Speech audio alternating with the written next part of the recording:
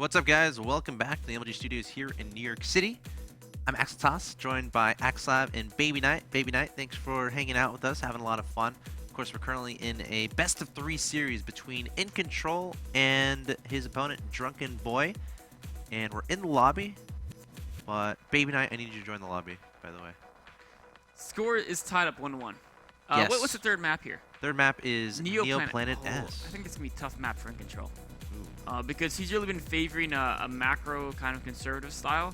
And I think this is a pretty tough map to take a third base on. Although, it's maybe not as bad as a Whirlwind for third base. Right.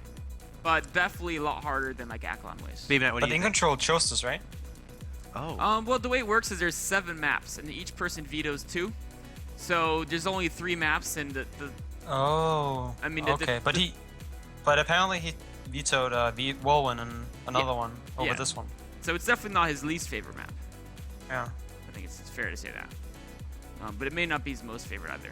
So we have a very important game on our hands. He may have a really cool build for this map. Oh, that's true. Yeah. Baby Knight, what's your coolest build on Planet S against Terran? On Neo S, Yes. Or do you veto it? I veto it. Good call. Yeah, it's I would probably go Phoenix. I like to go Phoenix against Terran, and it can be a little bit easier to get a third base if you open Phoenix in the beginning and you have some Phoenix flying around. We need to talk about that. Because when I open Phoenix, it never ends up fun. But again, I'm not a Well, the thing is, you need to only make a certain amount of Phoenix, not too many, and you need to transition into splice damage pretty quickly. So like straight to Storm. Yeah, for example. Okay. Well, we'll see what happens. We'll see if InControl decides to go for a Stargate opening here. He is your red Protoss player in the top right-hand location of Neoplanet S in this Game 3 of this best of 3 of the lower bracket of the WCS America qualifying tournament. InControl trying to qualify, trying to get one of those top 8 spots, but he must win here. His opponent in the bottom left-hand location, a similar situation, a blue Terran player. From Team FXONA, he must win this game to remain in this tournament. If he loses, he is out. He is Drunkenboi. Gas first, indeed. Gas first from Drunkenboi. That's not super common against Protoss. We saw Apocalypse do it. And Okay. He went into super fast reactor, double Reaper, and then didn't really do anything with the Reapers and fell behind, but then made a whole bunch of Marines with Stim. Wait, did he make the gas before the barracks and then he made a react on the barracks? Yes. That's really odd. Usually you'd make the factory because you're gonna have 100 gas when the barracks finishes. Yeah, that's what I thought. It was a really interesting build. Like, he didn't use the gas right then. He used it so he could produce double Reapers right when the reactor finished without having to build a second gas. So he'd have 100 gas saved up at that point in time. And then he got a tech lab on a second barracks and got Stim quick. So it was kind of weird opening, and I don't think it worked out for him. I think what you said is much more likely. I think Drunkenboi's much more likely to go to that fast factory. Not going to be proxied. Let's see. Yeah. He might wait to get a Marine out to push the probe out first. No, Oh, there factory. it goes. Yeah, I mean, probes. So does InControl know about the factory? Did he actually see the gas timing? No, he didn't, but... Oh. But he saw the barracks timing. Right, so... But, you know, it's only about 15 seconds off. So if you're not consciously thinking to look for that, because it's not super common, Yeah. you might miss it. The fact that a barracks is 15, or you're like, hey, his barracks is 15 seconds late. He's just bad. And then you go on playing, right? I don't think InControl. I mean, that, though, against Drunkenboi. Yeah. I think this might imply InControl like has like a plan here that he just wants to make sure there's a barracks or I don't know, make sure it's not a proxy or something like that. Make sure there's something crazy happening. And then I definitely think the only reason he didn't go into the base to scout for the gas timings is because he knows the usual timing of the barracks, so he knows what's up. Yeah. All right. Ooh. Yeah, it's gotta be. He's gonna proxy Oracle, I think.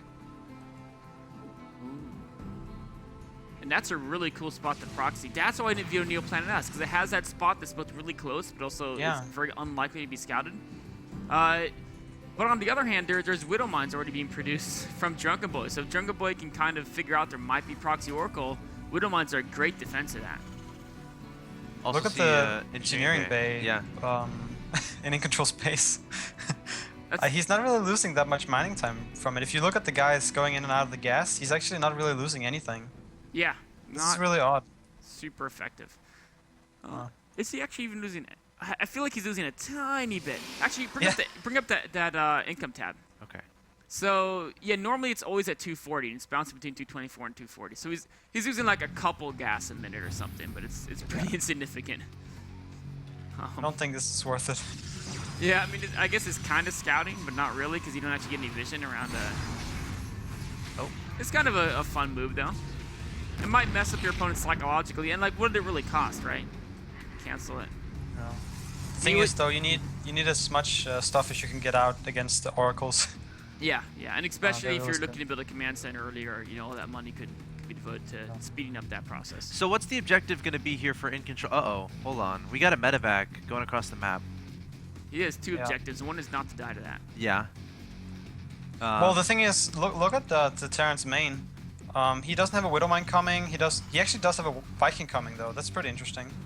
But it's not going to be in time, so this Orc will do a lot of damage. Oracles can also run away from Vikings, so Yeah. I mean, obviously it can defend SCVs, but it won't be out there in time. Here comes a drop, only 2 Stalkers to defend, but a great probe pull. All those probes got out of the way. No photon overcharge available on this Mothership Core. Very low in health, down to 30 HP. Gotta be careful. That guy's gonna get targeted down, and the Mothership Core goes down. Well, does he can get the medevac? Oh, there's also the reason Oracle. why, yeah, the Oracle. How many kills did that guy get? 9 kills on the Oracle. Wow. Oh, both did these you look guys- at the way he was moving the Oracle around, though? He was scared of a Widowmine. He could have killed a bit more there. A little bit I mean, afraid of, it yeah. makes sense to be scared of a Widowmine, but... When you're being Widowmine dropped. Yeah.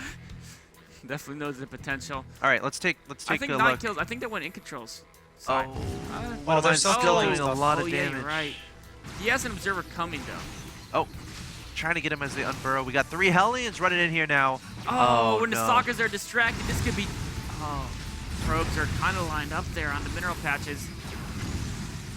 And that is not what InControl wanted to have happen. Is the Widowmine still alive? No, okay, the other Widowmine was taken down. He's got both of them. Yeah, they're both done for. One thing that's really nice for InControl right now, though, is that Drunkenboi didn't find the minerals to morph this into an orbital, so he's not actually getting energy to call down mules from that. So he's actually not really on to orbital command yet, which is really nice for InControl. I mean, look at if you look at like the income when he's actually mining, I think he would be able to mine more if he used all his harvesters across 2 bases. So he's not out of this game yet. He's not out of it, but going forward, being on 17 probes is not where you want to be. There's another drop coming across the map. I think he needs to get a lot of damage done with this next Oracle. If he doesn't get stuff done with this Oracle, he's going to be behind. But Drunkenboi, he has the Viking.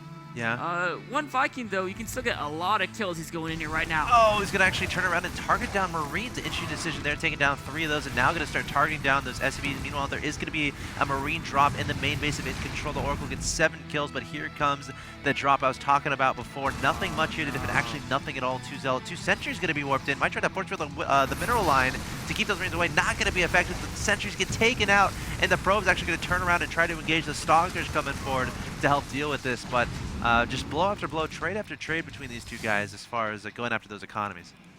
You know, I kind of feel like it tipped into Drunkenboi's favor when he lost the Mothership Core in the beginning. Constantly being able to gather energy and then use Photon Overcharge would have helped him so much in these situations against these drops. Definitely can focus on that medevac, force it out of the picture. And if you don't do so, you see what happens here. It just comes right back. Marine drop, InControl doesn't have enough to deal with that. GG, and that was a pretty crazy, intense game there, yeah. Series overall, it's just Drunkenboi showing a TVP style of just being absolutely relentless with going after the economy. We saw in the first game he didn't necessarily go for that type of stuff. It was more of a frontal assault with again, we saw the 3 Widowmines and a number of Marines, a medevac overhead. But of course we saw in game 2 and 3 more drop-focused harassment with like just the Hellbat drops, just absolutely relentless in game 2, and then in game 3, you know, sending those Widowmine drops forward, and then the follow-up Marine drops, and of course the Hellions swooping in there and getting that economic damage done. But I agree with you, Baby Knight, as far as losing that Mothership Core early is such a big deal. Because again, having that energy available to use the Photon Overcharge is huge. Also, you know, being able to shoot with the Mothership Core actually and have that presence. So InControl is going to be knocked out of the qualifier for WCS America. Drunkenboi stays alive. Baby Knight, anything you wanted to add on your thoughts on that series? I didn't really know Drunkenboi before watching this, but after watching him play and seeing that he's ranked 3 GM, I would be looking out for him in the rest of the tournament because he seems like a pretty good player. And I'm a bit sad InControl got knocked out. Yeah. Sure, a lot of fans out there are sad, but InControl, I think he had a great run in this tournament, and definitely looking forward to seeing him in more tournaments in the future. So guys, stay tuned. You're watching WCS America. I'm Axel Toss, joined by Axlab and Baby Knight. We'll be back with more games after a quick break.